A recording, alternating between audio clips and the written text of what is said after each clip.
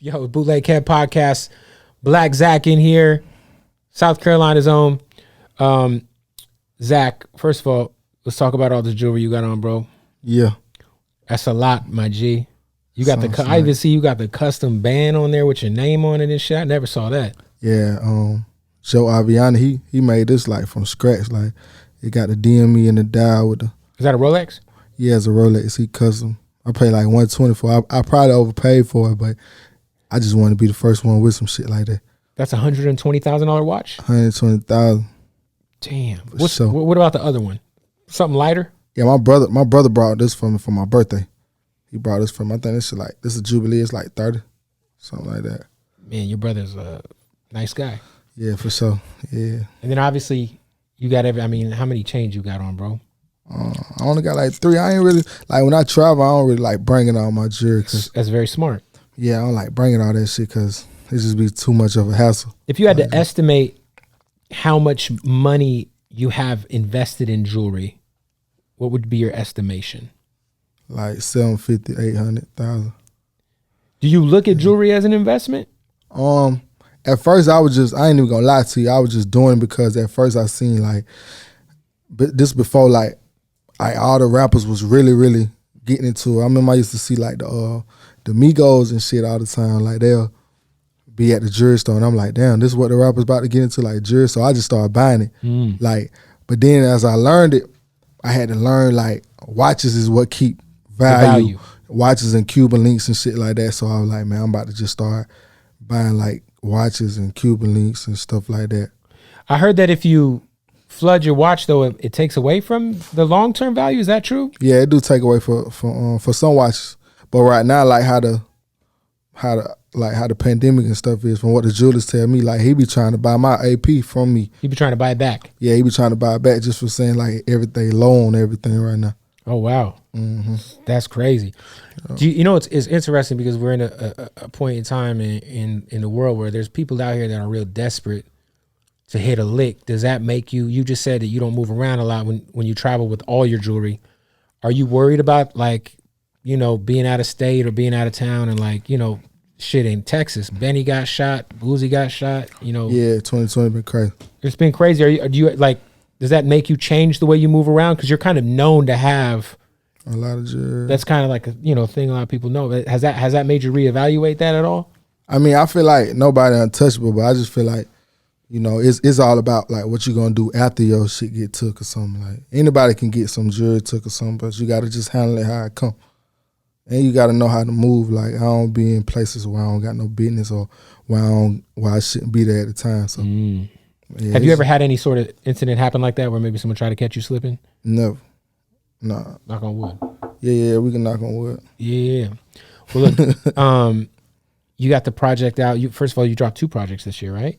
Yeah, Caroline Narco. I dropped Caroline Narco like soon as the pandemic. Like, it's like soon as I dropped Caroline Narco, the pandemic hit. It was crazy. Like I had so much shit like lined up because I did a short film. I had like the Moneybag Yo tour set up. Yep. Yeah, the Baby tour was set up and my own tour. But as soon as it happened, like the pandemic hit and it just shut everything. So much live money taken away from everybody. So much live money. Especially someone like Baby who was about to have a crazy festival run. For sure. Yeah, Baby. You know, Baby gonna make that money regardless. Yeah. So yeah, I mean, I think that's also a dope thing. Is like a lot of people have taken advantage of the fact during the pandemic, like, and just have been dropping even more music than they usually would, because it's almost like you got to make up for the lost bread. Like, why sit on the music? I feel like right now, people are listening to music more than ever, and they're listening to it differently. If that makes sense. Exactly. I guess they appreciate it more, and it ain't nothing else to do but make music. Yeah. 803 legend. South Carolina. You're from Columbia? Columbia, yep. That's where Charlemagne started his radio career, right? Yeah, shout out Charlemagne. Early on, he was in I don't know if that's where he necessarily started. But I think he's from like something to South Carolina or something like that. Moncks Corner? Something, I think that's close to something. Or Charleston, no, it's by Charleston or something. Maybe he was like in Charleston, not. Yeah, Charleston. But yeah, he most definitely was, he got ties in Columbia for sure. Yeah. I was just talking to Carter about kind of like the Carolinas in general being, they're such an important part of rappers' careers that we don't even acknowledge Yeah. because of all the radio stations that are in both of those states. Mm-hmm. And it's almost like you can't really find an artist that has really popped like without having that region on lock. Yeah. Yeah. And it's crazy because like the Carolinas, they'll go crazy like when like anybody else come, but it's like it's kind of weird like when you from there. I guess it's like that everywhere. It is like that everywhere. Yeah, I don't really use that as an excuse, but most definitely like Carolinas be one of the first places where all the people come and make their money at though for sure, because they gonna book them. The promoters gonna book them and people gonna show up and go crazy for them. 100%. How do you compare North Carolina versus South Carolina? Is it like, what's the big difference, if any? Like North Carolina a little bit more kind of advanced. Like we don't even got no NFL team. Right. Like the biggest Y'all thing, just claim the Panthers because it's Carolina Panthers? Yeah, it's Carolina Panthers, an hour up the street, so that's all we got. And the only thing like Columbia got is like the Gamecocks, like the USC Gamecocks. Yo, I remember seeing those hats as a kid, Mm-hmm. and it would just say Cox on it. And I'd be like, yo, fam, Yeah, what is going on? What that's some school crazy is this? Yeah. Hey, that's I'd be some at the crazy lids shit. and it'd be a hat that just said Cox on it. And I'd be like, bro, what the fuck? Oh, this South Carolina Gamecocks. Yeah, They should that's put the whole thing on there. That's some crazy shit. It is. So you aligning yourself with Carter and Arnold and those guys. What point in time did you sign? Because you were making noise prior to that, obviously. But at what point in time did you make that affiliation official? I say I've been signed like the SMG as far as like probably like a year and a half, 2 years, something like that. So it's been a while. I think it's dope. I was just telling Carter this. I was like, yo, the fact that like all of the artists over there are from the Carolinas Yeah. is so special. See, I think Arnold planned that shit. Like I think he just wanted like all his artists to be from Carolina, whether it's South and North Carolina. Like he want all his artists to be from Carolina. Yeah, because if you're in his position, you could sign anybody. Yeah, he can, and anybody probably be willing to sign. Yeah, So, now it's like just the fact that there's just such a intentional effort to put on the Carolinas is special, bro. Like I think it's super dope. Now you're obviously you obviously have a lot of money that might not necessarily be rap money. What would you there's up and coming artists who make mistakes, who got 1 foot in, 1 foot out. You know what I'm saying? Like you seem to be doing very well for yourself, and you seem to be fully entrenched in the rap game now. But what would be some advice you would give to some up and coming artists that might be watching this that might kind of, still have 1 foot in the streets, 1 foot out? Like, you know what I'm saying? Like, what? Yeah. Basically, I tell them just invest their money. Like, don't be cheap. Like, you know what I'm saying? Don't be like, if you gonna do the rap, like you gotta put like at least 95% in that shit. Yeah. You saying like reinvest your own money into your rap career? Yeah, put your money, like reinvest your money into your career, like, cause you got to show people that you serious and before they even willing to put money into you. Like most people like will be like they'll go buy some cushion, not even want to go pay for studio time or some shit like that. Like that should be backward, but they say like they a want to belt. rap. Yeah, they'll go buy a $500 belt or get a whole goddamn. That's when I realized like I was doing shit backwards. Like when I realized, I was like, hold up, man, I got like on a $4,000-$5,000 outfit and I'm getting a $1,000 video. Man, hell no, I got to flip that around. Yeah, like that shit. If I'm willing to spend this on clothes, I gotta be willing to spend double that on something to take my music career Take to your the video next. to the next level and shit. Exactly. Like, but shit, people don't be understanding that. But shit, they'll figure it out. Who's the first big name or big artist that we might know that like gave you a cosign early on? Like probably Young Dolph. Dolph's the realest, bro. Yeah, Dolph been always solid. Dolph. What year was that? That probably was like 2015, 14.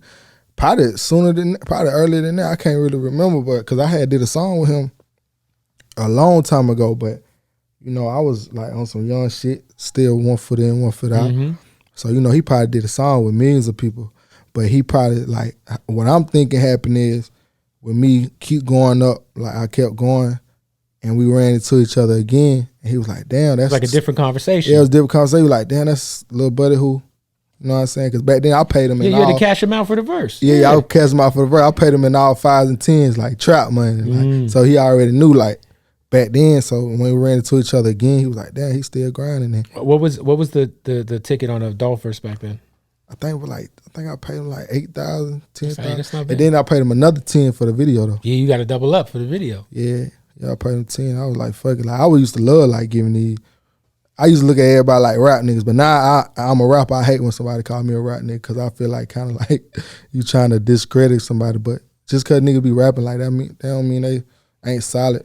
Most of these niggas, some of them solid, not all of them, but no, some solid. Obviously, coming from your background, talk about what's the biggest L you've taken in the streets, man. You know, everyone's. I mean, not everyone, but you know. Dabble in that world, you know, that sometimes you take an L, sometimes the package get lost in the mail. For sure. You know, whatever it is. At one time, I lost like 250,000. This year I lost like 180. But I don't trip about it. So you lost 250,000 at one time. What can you give us as much of the circumstances as you can give us without snitching on yourself? I mean, just some shit getting lost? He got lost. That's what he got lost, I guess. You know what I'm saying? But we got to shake back from him. People don't want to hear you complain. Yeah, bouncing back from a $250,000 L, bro. That's rough. Yeah. How'd you like the 180 this year? What was that? Same situation? Nah, some other shit. Damn. That's some man. I got someone broke into my car this year. Yeah. And took $15,000 in cash out of my trunk, bro, while I was in a notary. Yeah, that shit hurt. Yeah, it hit different though. You know, I be looking at it like I don't care if I lose 1,000 or 100,000, that shit still hit the same. Like, especially if someone takes it from you, bro. Yeah, that's the like worst. God. You be wanting to kill somebody. Yeah, like God damn, like. But I guess bigger the risk, the reward. But one thing about me, like when I always lose that type of money, like even when because me and my mom were real cool, so I tell my mom done everything. But my mom would be like, man, every time you always bounce back from it, and I always I lost. I remember I took a big L. And then that's when Arnold called me and was like, Interscope want to sign you. And he told me the number. I was like, oh, hell yeah. So every time I always take a loss, I bounce back from it. Like, God that blessed me was way bigger than what I lost. It's like you took the L and then you signed an Interscope right after. Exactly. It's like, you know what? I ain't even tripping. Yep. And that was one of the biggest losses I ever took in life. Like, I always probably lost like a little 30 here. Right. 40 here, yeah. But that was the biggest loss. And then right after that, I'd say like a week later. And I had a show, like when it happened, I had a show in Virginia. Man, I was about to go home. Like, I ain't even want to do the show. You just fuck up your whole fucking mood. Man, that shit fuck your whole vibe up. Like, we got girls and all around. I'm like, man, fuck these hoes. Like, I ain't even thinking about that shit. Yo, what's crazy is like, the reason why I really, really resonated with Baby's music early on was because I felt like he did such a good job of talking about selling weed. Like the packs and shit, you know what I'm saying? Like, I felt like... No, I'm talking about even before that. Obviously, Suge was huge, but even before that, I was like, I've never heard anybody rap about selling weed that I could relate to more than like Burner, somebody like that. But yeah, shout out to Burner. But Baby told me that he used to sell used to vacuum seal up rabbit food. Rabbit food, yeah, finesse gang. Right, which is dangerous. Real dangerous. You get caught slipping. Did you ever dabble in any sort of that? No, I ain't never did. I did straight up business. I ain't really been into that world, like, not knocking somebody who do it, but I do straight up business. I ain't never really had to rob and finesse. Yeah, because I was like, damn, bro, like, I'm glad you're still here. Yeah, you made it through it. Because that kind of shit, man, you sell that rabbit food to the wrong people. They gonna kill you in South Carolina. I don't know about North Carolina, but you would have got your ass up out of there. Even right now, especially how big you is, it wouldn't work. I saw something where it said that you were the richest rapper in South Carolina. Man, the crazy thing is, I ain't even named myself that. Like the people was commenting that like way back, just commenting on my Instagram. So I made it a song, and ever since I made the song, like that's when everybody just been calling me that shit. But ain't nobody never challenged it, so it's like fuck it. Financially, do you like to dabble in any sort of like real estate, investing, businesses? Like what like do you got, like, I mean, you know, you got a lot of fucking jewelry. Yeah. That's just like really for trophies and shit. But like I do real estate. Like we got smoke shops. I'm about to open a restaurant for like my family. But I just built my crib like from the dirt. I built it like just from the mud, and like that was always a goal for me, like to want to build a house. So you know what I'm saying. I be into that type of shit, like real estate. Like I ain't no fool. Like I ain't just doing like Dumb shit. buying jewelry, doing dumb shit and shit like that. Was there ever anything you bought that you regretted buying like immediately after? Like a something that was just like, fuck, man, what did I just do? Like, no, I can't really think of it off head. Like saying something I regret. No, I can't really think. how's your experience been so far with the Interscope situation? It's been cool. Like, you know, it's still like, it's a real good umbrella, you know, and a good machine to have with you. But it's like, it's still on the artist. It's still on you. You still got to Heat yourself up. Yeah, exactly. You know what I'm saying? I feel like, you know, a label know how to take something that's already moving and make it. Yeah, make it bigger than life. Yeah. But, you know, I signed my deal for different reasons. So, you know what I'm saying? Like, I come from the independent game, so I just know how to, I'ma still move around independently like I ain't with a major. Yeah, plus now you got all your independent catalogs that's gonna keep going up. You know what I'm Yeah, saying? and that's a good thing they did for me too. They let me keep all that shit. Oh, that's important. Because if you become, you know, the next baby or whoever, like that independent catalog gonna go crazy forever. Exactly. That's dope, man. So 803 Legend. Who else? Can you kind of give us a breakdown of like the hip hop scene in South Carolina specifically? Because I feel like you were saying earlier a little bit, like it's almost harder to like get support from your own people until you start popping, and then everybody want to come and jump on. See, not like people fuck with me in Carolina, like no offense South, but at first it was like I used to feel like it was me against everybody, but you know, because like it was like how I came in this shit, like especially at home, but how I came out, it was so like unreal. It was like ain't no way he doing it like that. Other than like if you like in my immediate circle, then you know it's. But other than that, it's like, man, ain't no way he doing it like that. Like, so it's hard for them to try to support it or want to support it. But and then you gotta think we coming from like that shit is a little country town. So it's like ain't nobody major came from out of there. Like the closest what we had was like Lil Rue. Yep. Shit like that, Lil Rue, and that's about it. Damn, I forgot about Lil Rue. Yeah, you know what I'm saying? He never really got to that level. Like this the biggest like the Carolinas thing ever been, like period, like South and North. Like this the biggest it done been because like when Arnold, even with the like Arnold did what he did, but even with the artists, like me and Baby got a relationship where it's like we kind of bridged the gap to North and South Carolina. How long have you guys had that, like, because obviously Baby independently been running shit for a long time, you know, and then, but like how long did you like did you guys have a rapport like prior to you signing? For sure, yeah. Like I knew Baby like 5 years ago. Right. Yeah, probably like 5 years ago. Like we went to the studio together.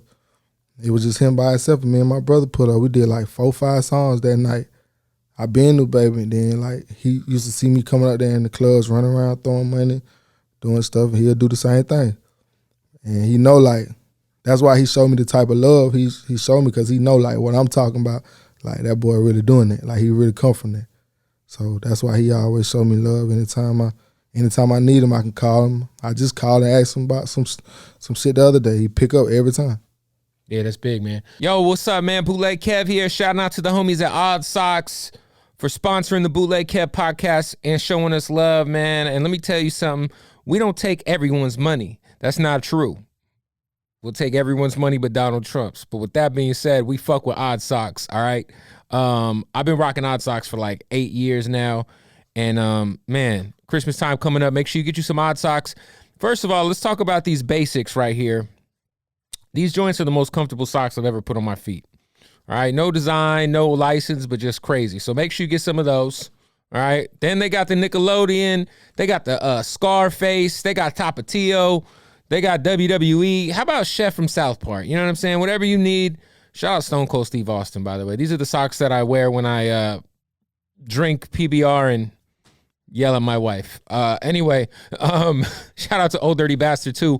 Go to oddsocksofficial.com right now. All right? Right now. Go to oddsocksofficial.com, use the keyword bootleg Kev, and you will receive 20% off at checkout. Go do that. What did you learn in the streets that you've been able to apply to your music career? Just try to like outwork everybody. In the streets, you gotta have the best number. So you gotta outwork everybody. So in the rap game, you know what I'm saying, you gotta outwork everybody and try to have the best product in your lane. Like I learned my lane, like as far as like with the trap shit, I feel like that lane wide open. Like it's kind of like done died down because people doing all the singing shit and all that type of shit. But me, I'm gonna come in with my own flavor, like how G's and Gucci them came in back in the day. I'm the new generation in there, like, cause ain't nobody talking that trap shit like me, and can back it up. Yeah, nobody. It's crazy because the new trapping, I feel like during COVID-19 is the EDD shit. EDD. What that is? Unemployment shit. Oh yeah, the pandemic boys. That's what they call them. Motherfuckers are eating out here. That's crazy.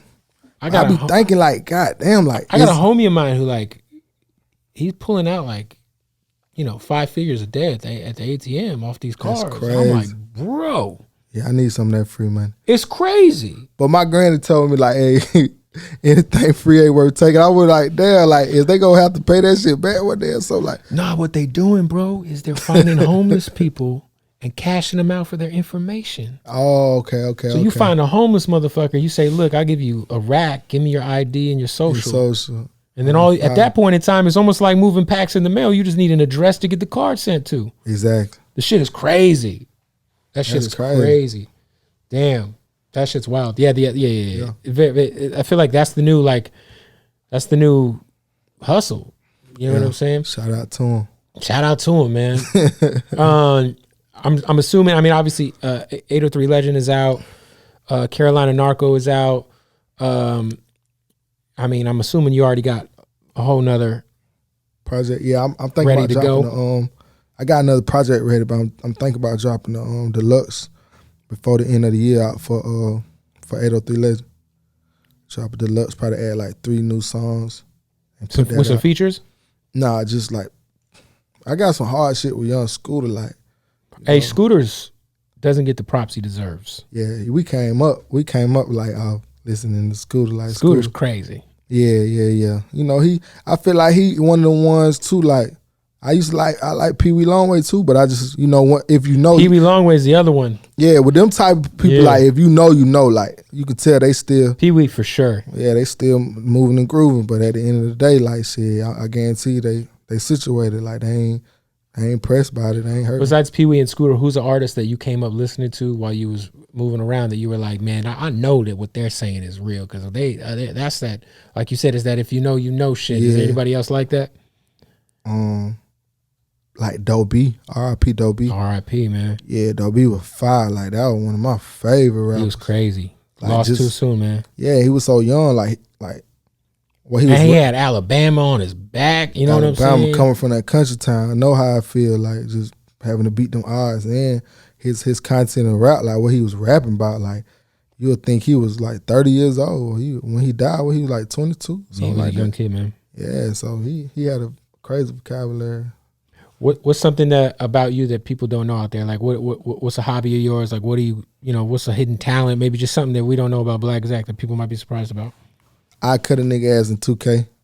Okay, I was about to say, I thought you were gonna talk about like you'll stab somebody. Like nah, hell nah. 2K, you're great at 2K. Yeah, 2K. You talking about stab somebody? Well, no, once you started that sentence, yeah. So you're nice on the sticks. Yeah, for sure. Even the new 2K sucks though. They changed the shot meter. I ain't gonna lie, it sucks. I love 2K20, but the 21, that's why I ain't play. I ain't switched the whole shit up. I brought the PS5 just to say I had it, but I swear to God, I played that shit one time. Did you overpay for the PS5? I overpaid. How much you ended up paying? $1,200. That's fair. I was getting them off for about 12. Yeah. It was this Asian dude like in Atlanta. He had like 50 of them joints. I'm like, damn. God, I don't know what he posted a picture. I don't know if it was real or what, but that nigga had like 50 of them, and we brought like 3 of them from him. Oh. Yeah, he was selling them to Lil Baby, everybody. Yeah. I was selling them to a lot of people out here. Yeah. Y'all should have hollered at you then. You should have, man. I ain't knew you had them. I had them. So are you the house you just built, is that in Atlanta or Carolina? It's in Carolina. For sure. Yeah. I wanted to goddamn build my shit home because that's where my kids at and stuff. Yep. Yeah. Well, listen, man. 803 Legend. Deluxe coming soon. For sure. For sure. You and the whole crew going up right now. Yeah. Shout out to Tusa. Shout out to Big Maddie, the Baby, Stunning for Vegas. Do you have your own imprint as well? Because, Baby's got $1 Billion Baby. Like, do you have your own crew that you're working on? Like, yeah, I got my shit called DME. I got Fat Load, Lil Quail Campaign, Dirty Money Sunday. Like, all those people, like, they grinding. They still, like, they making noise back at home. From South Carolina? Yeah, for sure. There it is, man. Well, yo, go support this guy's project. And damn, man, I'm heartbroken after I heard you took 180,000 L this year. That's a lot. That's a lot. My stomach hurts for you. But yo, go support it, man. We got the freestyle 2 dropping. We gonna drop the freestyle like a few days after this drop. So go support the homie Blacc Zacc. Tap in. Real 90. Well, it's not Real 92.3. It's the Bootleg Kev podcast. Okay. Tomatoes.